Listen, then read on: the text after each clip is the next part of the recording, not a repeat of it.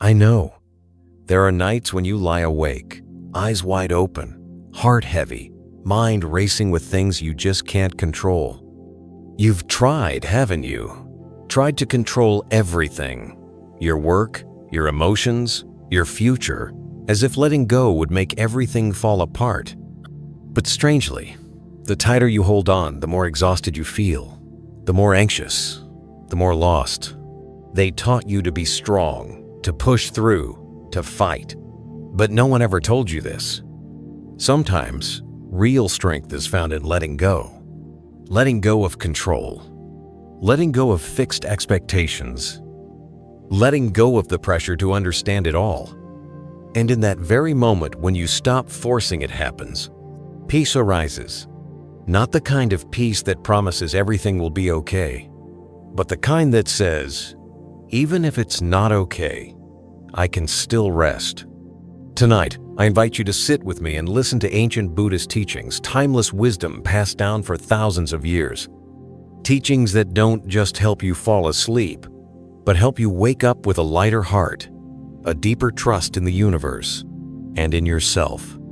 There's a simple but powerful truth that many people never realize, even after a lifetime. Sleep is a lesson in letting go. I know it sounds too simple, doesn't it? But stay with me a moment. Think about your day. You try so hard to keep things flowing, to keep your job, your family, your emotions all in place. You stretch yourself thin to be good, to not let anyone down, to hold everything together. But by the end of the day, when your head hits the pillow, you still can't sleep. Not because your body isn't tired, but because your mind hasn't rested. You're still holding on to something. Maybe it's an unfinished conversation, a feeling of being misunderstood, a fear about tomorrow. Or maybe it's that familiar inner voice that whispers, "You didn't do enough." But the Buddha taught something quiet and profoundly healing. Letting go is the path to freedom. Letting go doesn't mean giving up. It doesn't mean you don't care.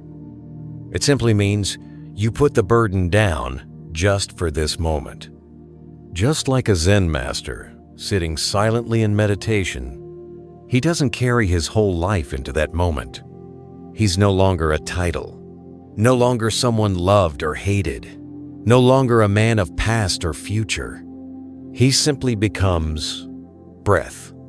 And that breath becomes the bridge, the companion that brings him home to pure awareness where there is no worry. You can do the same every night before sleep.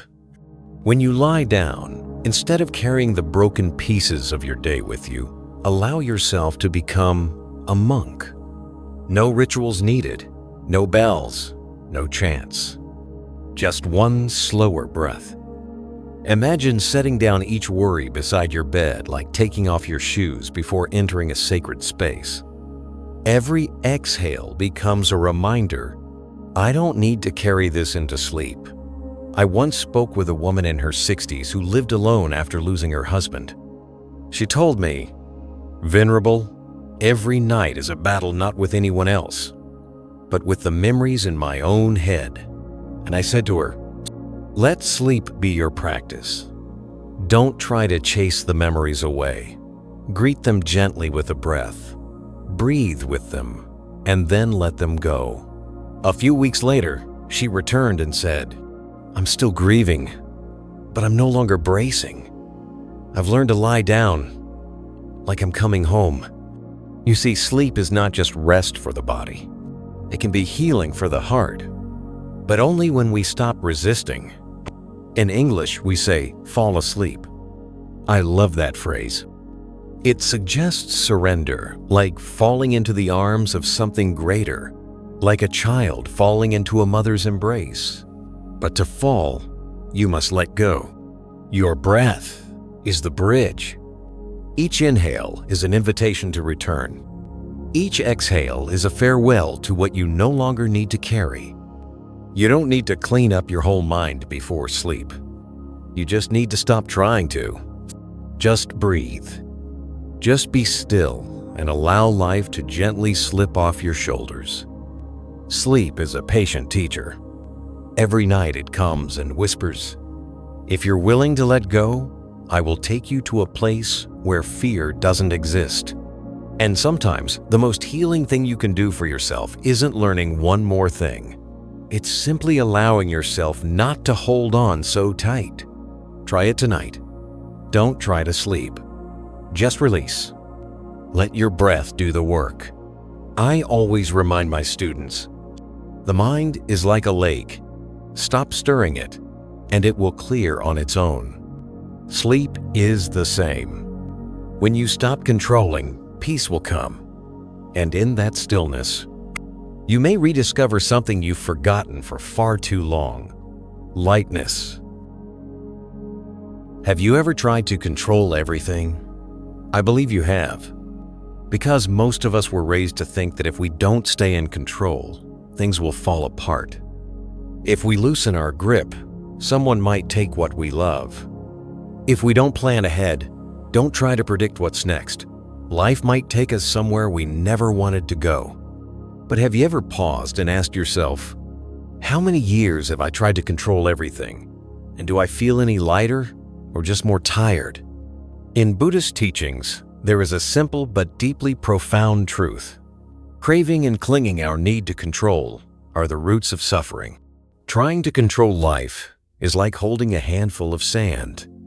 The tighter you squeeze, the more it slips through your fingers. The more you try to keep, the more you lose. And then we blame life, when in truth, it's our way of holding. That's the problem. I once worked with a man in his 52nd. He was a successful financial professional, smart, capable, responsible. But he was constantly tense, couldn't sleep deeply, and always felt his heart racing. When I asked him, "What makes you feel so unsafe inside?" he answered with honesty, "Teacher, I'm just afraid that everything will collapse if I loosen my grip for even a moment." And I gently asked him, "Are you truly living or just holding everything together?" Sometimes we live as if we're just trying to keep it all from falling apart. Holding onto our job, our reputation, our relationships, our sense of stability. But the price of this constant holding is chronic stress, deep fatigue, and a life where peace feels out of reach.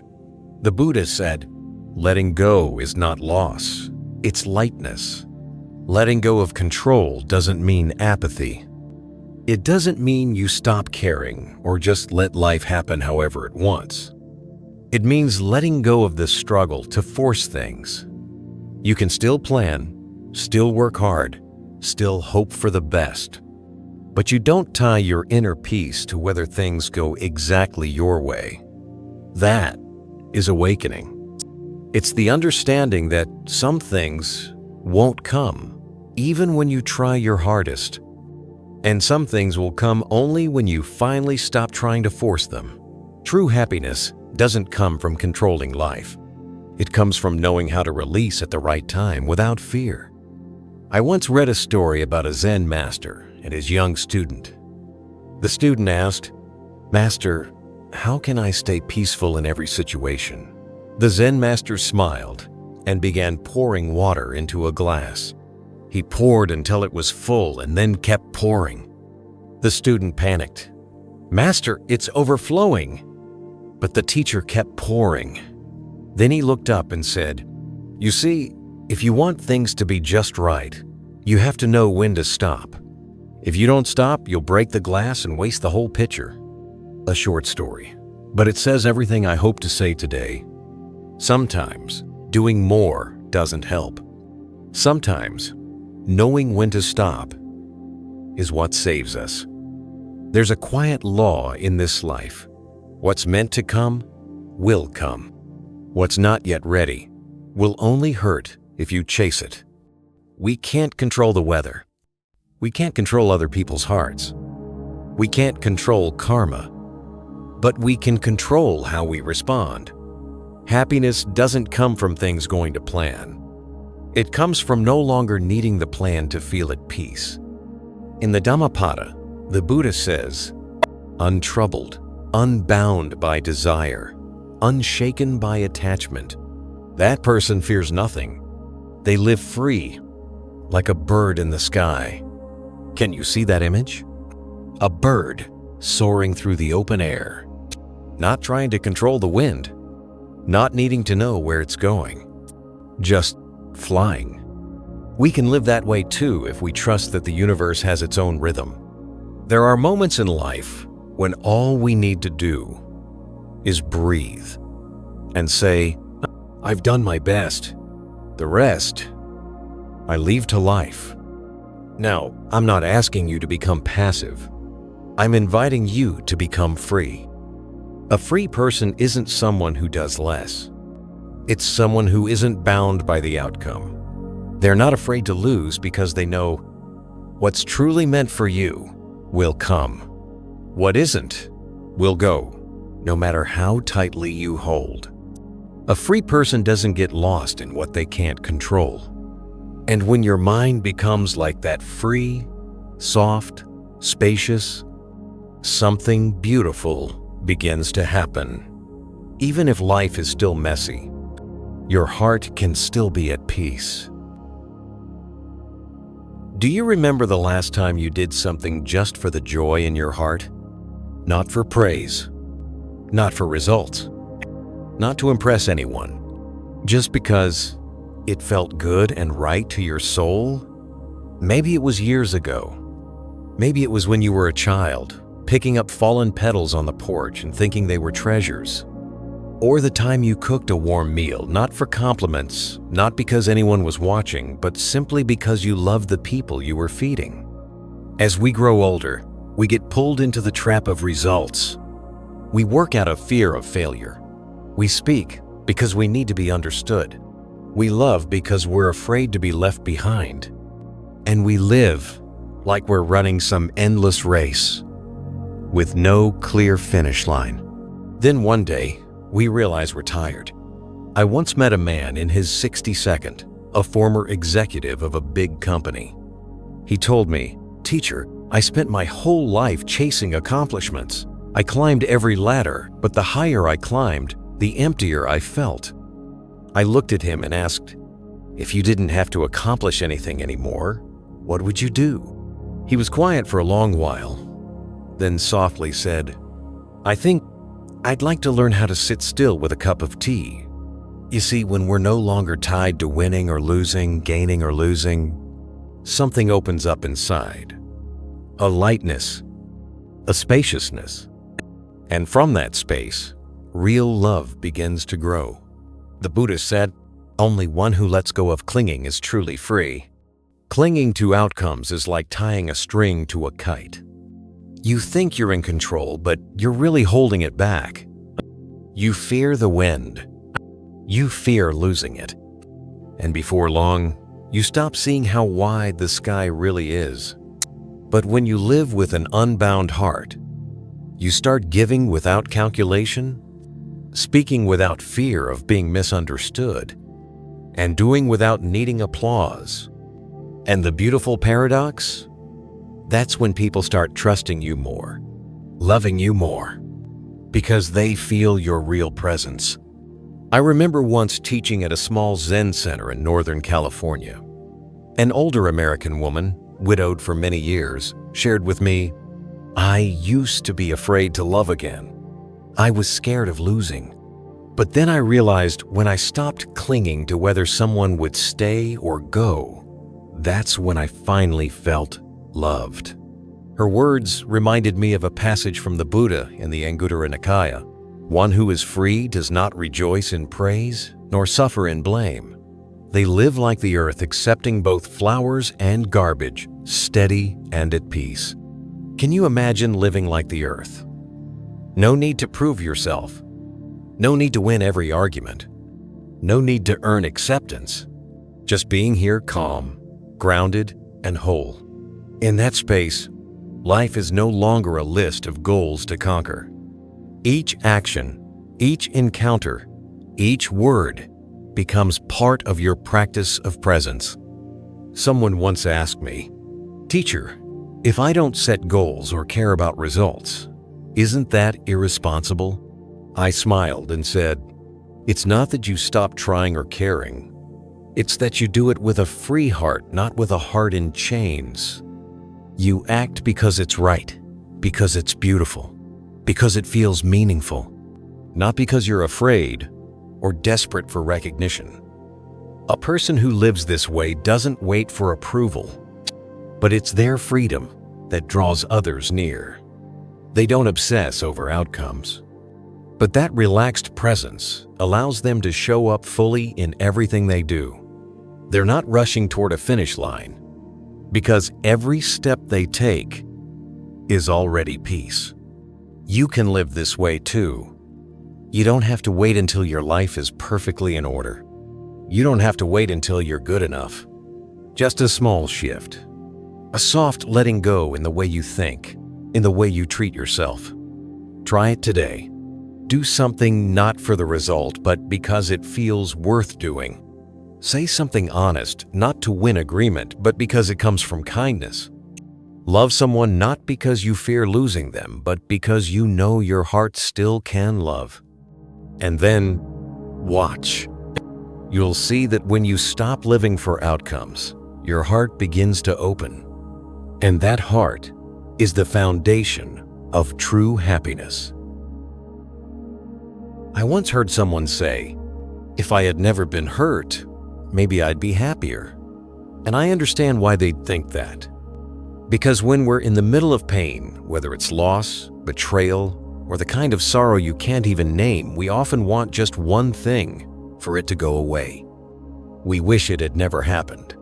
We try to push it aside, outrun it, or rush through it. But the Buddhist path doesn't teach us to run from pain. It teaches us to turn toward it gently, bravely, honestly. Not to wallow in it, but to understand it. Not to drown in it, but to wake up through it. The Buddha once said, suffering is the first noble truth. Not to make us pessimistic, but to say, don't be surprised and don't be afraid.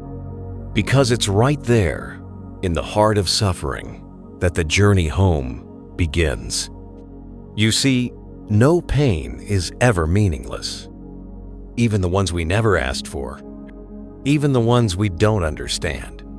Every wound, if held in mindfulness, can become a doorway. A doorway that leads you back to your own heart, the part of you you may have forgotten. I remember a middle-aged woman who came to the temple once, tears pouring down her face. She had just gone through a divorce after nearly 30 years of marriage. She said, "Teacher, I don't believe in anything anymore. I gave half my life to someone, and now all I have is emptiness." I didn't rush to comfort her. I simply invited her to sit, and we breathed together in silence. After a while, I said, "You haven't lost 30 years. You're standing at the door to year one of a more awakened, more honest life. But that door, it always passes through pain. We don't grow just because we want to. We grow because we've been broken. But not every pain makes us wiser. Only when we meet it with mindfulness, with understanding, with compassion, only then does it become our teacher." Have you noticed this? When you try to avoid your sadness, it doesn't leave. It hides in forced smiles, in sleepless nights, in quiet exhaustion. But when you finally sit down, take a deep breath, and ask yourself, where does it hurt? You will hear the answer. Not in words, but in sensations, in memories, in the tremble of your heart. Mindfulness doesn't erase suffering. It just lets you walk toward it safely. Like lighting a small lamp in a dark room. The darkness may still be there, but now you're not afraid. The Buddha never told us to reject pain. He taught us to hold it, like a crying child in your arms. And strangely enough, when you stop fearing your pain, it loses its power to control you. In the Satipatthana Sutta, the Buddha spoke about contemplating feeling as feeling. It means when a feeling arises, notice it. Just notice it. Don't become it. Don't deny it. Don't chase after it. So when sadness comes, simply say, "This is sadness," not "I'm weak," not "This shouldn't be happening." Just, sadness is here. And sit with it like you'd sit beside a friend who's been hurt. Slowly, the feeling softens. Not because you pushed it away, but because it was seen, heard, and accepted. I once asked an older student, "If you could go back to life before your suffering, would you?" He paused, then shook his head. Number. Because without that pain, I wouldn't be who I am now. I wouldn't know how to treasure the peace I feel today. That answer was deeply wise. Pain doesn't come to punish you. It comes to pause you, to ask, are you still living in alignment with your truth? Are you listening to your own heart? Have you forgotten what really matters? And if you're brave enough to sit down, to look into those dark corners, you might discover something surprising. That the part of you thought was weakest is actually where your strength was waiting. That the deepest sadness is also where the truest love begins to grow. So if you're walking through pain right now, I'm not telling you to rush past it. I'm inviting you to sit with it, just like you're sitting here with me now. You don't have to be strong. You just have to be present with your whole self. Because maybe, just maybe, this pain is the beginning of something new. You're breathing. Right now, wherever you are, maybe in a small room, maybe by a window, watching this video, you're breathing. But when was the last time you truly knew you were breathing? There's something strangely beautiful about the breath that we often forget. It's always there.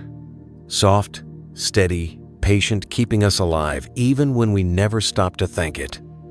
I often tell my students, if you don't know you're breathing, you don't really know you're alive. Why? Because the breath is the very first doorway and the very last one between us and this world. Breathing in, we receive life. Breathing out, we surrender to the universe.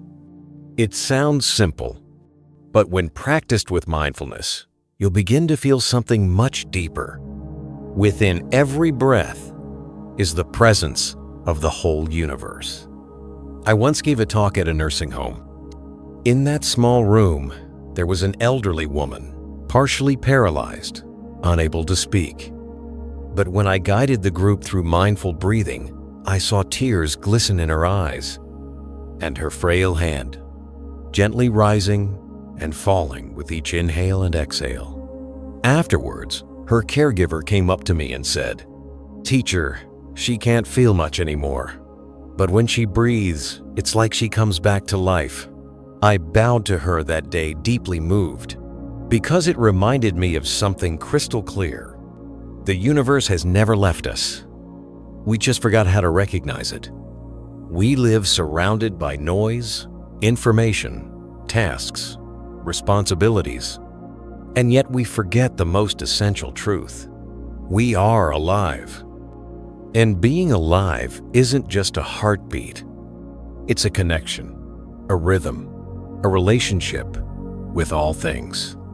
The Buddha said in the Anapanasati Sutta, breathing in, I know I am breathing in. Breathing out, I know I am breathing out. That's it. No complex philosophy, no mantras, no elaborate rituals. Just a simple, honest returning to yourself. Breathing is the sign that you're alive, but knowing you're breathing is the beginning of waking up. You see, in each breath, there's more than just oxygen. There's the support of the earth that grows the trees. There's sunlight. There's water from the clouds. There's the invisible thread of the cosmos that came together just so you could be here, right now. The universe isn't just out there in the stars or faraway galaxies. It's flowing through every cell in your body. You don't need to build faith. You just need to pause long enough to recognize that you are being supported, held, and never once abandoned. I once guided a middle-aged man, a war veteran, who had lost so much. He said he didn't trust anything anymore, not people, not life. But one day, during a simple breathing meditation, he began to cry. Afterward, he told me, "Teacher, for the first time, I didn't feel like I had to fight. The breath, it felt like something was holding me. I didn't have to hold everything by myself." His words stayed with me for a long time. Because it's true, many of us have lived so many years, carrying the weight of needing to hold ourselves together. But the breath reminds us, there is a natural support always here. All we have to do is trust it. When you breathe in, you're not doing it alone. You breathe with the trees, with the sky, with all that evolution has prepared, so that you can be alive. That's not a small thing. That's a miracle. And when you live with that awareness, every step you take, every little thing you do, becomes more whole. Not because you achieved anything, but because you showed up fully for what you were already living. So tonight, if you do nothing else, sit down alone, turn off your phone, look out the window, and just breathe. You don't need to do more.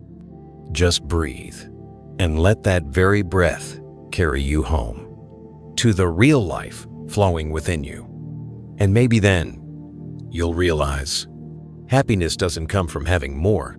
It comes from remembering what's always been there, but you'd forgotten to see. I'm often asked, "Venerable, if I believe in the universe, does that mean I'm being superstitious?" It's a fair question. In today's world, it's easy to confuse spiritual faith with superstition, especially when so many things out there are labeled spiritual, but are really just ways to escape reality or avoid responsibility. But believing in the universe, in the way Buddhism teaches, is not superstition. It's actually a deep expression of wisdom. Why do I say that? Because someone who truly understands the law of cause and effect no longer lives in fear, anxiety, or the need to control everything. They understand nothing in life happens by accident. Everything is the result of seeds we've planted consciously or not. Think of life as a vast field, and every thought, word, and action, no matter how small, is a seed you're planting into that field.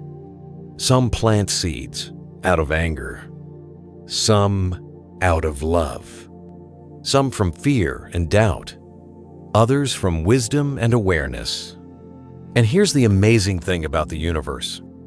It doesn't reject any seed you plant. It receives everything you sow, nurtures it quietly, and eventually, it responds. In Buddhism, we call that karma, but don't be afraid of the word. Karma isn't punishment. It's simply the natural result of what you've put into the world. And when you understand that, your life begins to change. You stop asking, "Why did they treat me so badly?" You stop panicking. "Why is this bad thing happening to me?" You stop worrying, "What if something awful happens tomorrow?" Because now you know. Everything that comes into your life comes with a reason. Not as punishment, but as a message. A quiet reminder of the seeds you once planted. A wise person doesn't chase results or blame circumstances. They simply pay close attention to what they're planting today. And that is a beautiful way to live. I remember a businessman once came to see me. He was successful, busy, and skeptical. He asked, "Venerable, how can I believe in the universe when there's so much unfairness in the world?" I smiled and said, "Unfairness only exists when we don't see the whole story. If life were a 10-part movie, Right now, you're only watching episode 4. But karma began in episode 1, and you haven't seen that part yet. He sat quietly for a while, then slowly nodded. I knew in that moment something had shifted inside him. Believing in the universe isn't blind faith. It's understanding how things unfold naturally, precisely, without favoritism. The Buddha said, beings are the owners of their karma, heirs of their karma, born of their karma, related to their karma, and live supported by their karma. If you truly grasp that, it's not fatalism. It's a powerful wake-up call. You're not a victim. You're the one planting seeds every single day. And when you live with that awareness, you slow down. You speak more carefully. You choose love over anger. You choose to forgive instead of holding grudges. Not because you're weak, but because you understand. This is how you're shaping your future. You start living as if the universe is quietly listening to your every move. Because, in truth, it is. And when you live that way, no need for chance, no elaborate altars, just a simple, sincere life, mindful of what you're putting into the world, you begin to live like a wise one. At that point, you don't need to shout your beliefs. You don't need to prove anything. Your faith rests quietly, like a deep underground stream, flowing beneath every decision you make. And one day, when you look back, you'll see, this life was never unfair. This universe was never indifferent. Everything you've received is simply the echo of what you once offered. So keep planting with love, with understanding, and with a heart full of trust. Because the universe is always listening. I've lived more than 60 years on this earth, and over 40 of them in the path of Buddhism. And one thing has become clearer with time. The deeper we go into the spiritual path, the quieter we become. Not because there's nothing to say, but because when the mind becomes truly still, you begin to realize there are things too sacred for words. There are inner callings that can't be expressed through language. They only rise to the surface in moments of deep silence when you truly listen, without trying to understand. I know for many people, especially in today's fast, noisy world, silence can feel uncomfortable. We're so used to noise, notifications, headlines, social media, endless thoughts, and the inner chaos of unresolved emotions. But the universe doesn't shout at you. It doesn't speak through loudspeakers. It doesn't text you answers. If the universe has a voice at all, it's a deep silence. A quiet presence you can only hear when you're still. When you're not rushing, when you're no longer demanding answers right away. We often ask, what should I do next? Am I on the right path? Am I missing something important? These are very real questions, but the answers don't come from outside you. Not from other people, not from books, not even from a teacher. They come from within, from your own inner stillness. And the beautiful truth is, everyone has access to that silence. You don't need special conditions. You don't have to be a monk. You only need to sit with yourself without judgment, without rushing, and you'll start to hear a quiet voice inside. A voice that feels like it's echoing from some ancient cave of your consciousness. The Buddha didn't awaken through books. He didn't learn from anyone else. In the end, he sat alone beneath the Bodhi tree in complete stillness. And in that silence, wisdom arose. Silence is the language of the deepest truths. I remember once, during a Dharma talk in Northern California, an elderly woman, probably in her 72nd, came up to me afterward. She said, "Venerable, I didn't understand everything you said, but when I sat in silence with everyone, my heart felt light and I cried." I looked at her, smiled, and said, "Then you already understood. just not with words. Because some forms of understanding don't come through analysis. They come through presence. And true presence always comes with silence. Have you ever tried sitting alone, turning off your phone, doing absolutely nothing, just breathing and listening? At first, you may feel restless or uneasy. But if you stay, if you don't run from it, you'll start to hear something not with your ears, but with your heart.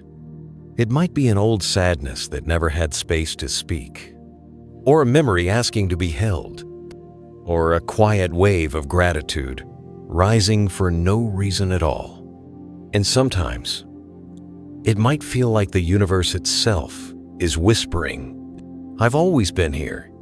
When the mind is quiet, you'll notice something. The best things in life, true love, genuine connection, deep gratitude, meaningful inspiration, they all come gently. They don't shout. They don't convince. They simply arrive in stillness. That's why I teach my students one simple truth. When you don't know what to do, don't rush. Sit down, take a deep breath in, exhale slowly, and listen. The universe hasn't gone anywhere. You've just been too loud to hear it. If you're going through a hard time right now, if your heart feels overwhelmed with noise, pressure, or worry, I invite you to try something tonight. Before you go to sleep, don't play another video. Don't check one more headline. Just sit still for a few minutes. Close your eyes. Place your hand on your chest and breathe. You don't need to figure anything out. Just be still. Because the quieter you become, the more clearly you'll hear the voice that's been calling you all along, the one that lives deep inside your own heart. I once met a man in his 62nd in San Diego. There was a quiet exhaustion in his eyes, like he'd been carrying something heavy for a very long time. He told me, "All my life, I never let go, because to me, letting go meant giving up. It meant failure. It meant quitting." And I knew he wasn't alone. Many of us are afraid of that word, letting go, because we were raised in a world that teaches us to hold on, to push harder, to keep fighting, to stay in control, no matter what. It's almost as if we believe deep down that if we loosen our grip, even just a little, everything will fall apart. But my dear friend, there's a truth you begin to understand only after walking the spiritual path for a while. Letting go doesn't mean giving up. It means releasing the heaviness inside. It means setting down your fear. It means loosening the expectations that drain your spirit. It means you no longer have to prove anything to anyone, including yourself. I often come back to a beautiful teaching from the Buddha. The body moves, but the mind is not entangled. And when the mind is free, action becomes light, like clouds drifting, like water flowing. Can you picture that? A person still living in this world, working, loving, contributing, but without the weight inside. Not pulled by fear, not acting out of emptiness, but moving from a place of fullness and peace. This kind of person doesn't act from lack, but from understanding. They don't love out of loneliness, but because their heart is right. They don't give in order to be praised, but because compassion simply overflows from within. That, my friend, is real freedom. I often compare the mind to a hand. If you clench it too tightly holding on, even to something good, eventually it hurts. At some point, you have to open your hand, let it breathe, let it live. Only then can life flow through you, rather than be trapped in your grip. Letting go is not weakness, it's a deep form of awakening. Because only when you're truly aware can you even recognize what you've been holding on to. And only when you're truly grounded can you have the courage to release it. A young student once asked me, "Master, if I let go of everything, will I still do anything meaningful with my life?" I smiled and said, "When you truly let go, You'll do more than ever before. But this time, not to prove anything, you'll act from a quiet place inside. And that stillness will heal everything you touch. You see, when we act from a place of lack, everything is stained with anxiety. We try to do good, but we're stressed. We help others, but secretly hope for recognition. We love, but fear being abandoned. We strive, but are terrified to fail. That's not free action. That's attachment in motion. But when you release the burden in your heart, something incredible happens. Your energy feels lighter, brighter. You do the same work, but without the burnout. You're in the same relationship, but the little things don't wound you anymore. You live the same life, but with a different spirit. Not because life got easier, but because you changed. There's an image from Buddhist tradition I love deeply. The ancient texts describe an awakened person as being like a lotus in the mud. The lotus doesn't run from the mud. It doesn't reject or fight the mud. It grows in, it rises from it, untouched by it. It blooms not to impress or compete, but simply because blooming is its nature. And just like that, when you let go of the burdens in your heart, you can live in this world without being swept away by it. You act, but not out of fear. You give, but without clinging. You live fully without being entangled by life. And that, my friend, is a kind of liberation no religion, no achievement, no possession can offer you. Only you through your own awareness can open that door. So tonight, if you're feeling tired, if something feels heavy in your heart, ask yourself gently, what am I still clinging to? And if you feel brave enough, just for a moment, try setting it down. Not to walk away from life, but to give your hands a rest, to let your heart breathe, to let your next action come from a place of true peace. Dear friend, I don't know when you're watching this video. Maybe it's a late night filled with confusion, or a quiet morning full of hesitation. But if you're in a season of uncertainty, not sure what to do next, then maybe this is not the time to move forward. Maybe this is the time to pause. In my journey as a teacher, I've met so many people who've come to me with the same question. Master, I'm so lost. I don't know what choice to make, what path to follow. Do you have any advice? And I often give them this simple answer. When you don't know what to do, don't do anything. Not because you're giving up, not because you're avoiding life, but because there are moments in life where rushing only creates more confusion. And in those moments, stillness is not weakness, it's wisdom. I know, that may sound like the opposite of what the world teaches us. We live in a culture of constant action, where every answer seems to lie in doing something, anything, right away.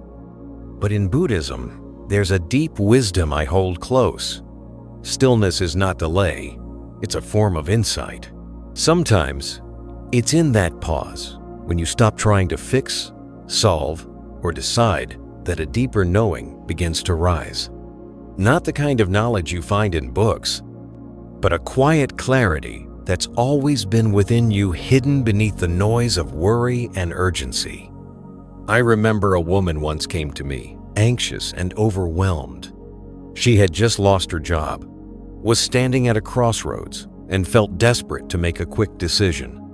She told me, "I can't sit still, Master. I'm afraid if I don't act now, everything will slip away." I looked at her for a long moment and said, "Do you know something? The tree doesn't bloom in winter, but it doesn't lose its way. It rests.